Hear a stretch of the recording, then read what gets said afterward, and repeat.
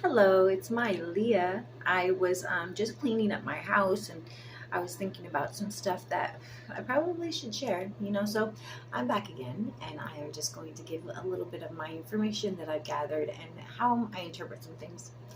Thank you so much for coming and seeing me again. I appreciate you guys all for watching me and like supporting me, even the ones that don't. It's still supporting me because you're listening. Even if you don't like what I'm saying, you're still listening. So I appreciate all of you. Um, I really do. I don't know if you guys realize that Bill Gates has bought 2.6 million acres. He is the second largest landowner that exists in the United States besides the federal government. Um, why has he purchased 2.6 million acres of land? It's a really good question. And let's say it's also farmland. So he's tapping into taxes, tax breaks, and what have you because of that. He he has done this consciously, and I've heard him make statements about food and about him doing us all a service by getting 2.6 million acres of land.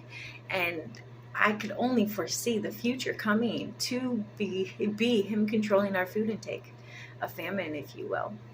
Um, it's going to be devastating.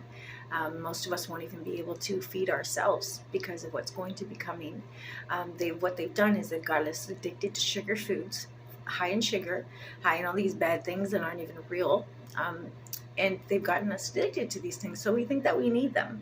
We don't, but we feel like we do because they've manipulated us into that consumer buying idea that that's what life is all about.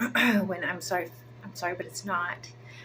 If you think about it, like all we do in life is buy stuff. Like, what other purposes are we? What else are we doing besides buying stuff? Really, like, are you really giving that quality time to your family? Are you experiencing nature and what beauty is already here? Are you exploring each other in relationships and experiencing each other in moments together, doing stuff together? Those are things that don't cost money. And those are the things that are most valuable in this world that I feel like most of us have forgotten about. And instead, we wake up in the morning, we work a job so that we can buy stuff. I personally think that food and housing should be a mandatory right that we all have. It shouldn't be something that we have to work night and day for. I mean, granted, we could, but if we were living in substantial like environments, but we're not. Let's be honest, most of us aren't. Most of us can barely get by. And this is supposed to be freedom. And now we have someone that's in the tech industry, of course, about to infect our food situation. If you guys haven't noticed, for the last, like, we'll say 4 or 5 months, if you go to the grocery store, items that you purchased and always have, they've risen in price. They've not just doubled their price, they've quadrupled their prices, and they've gotten smaller. My first indication was cereal. Oh my God, I was about to freak out. No, the first one was chips. I don't eat chips, but I noticed it.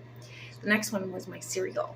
Oh no, first one was shampoo. I apologize. The first one was shampoo like 3 years ago.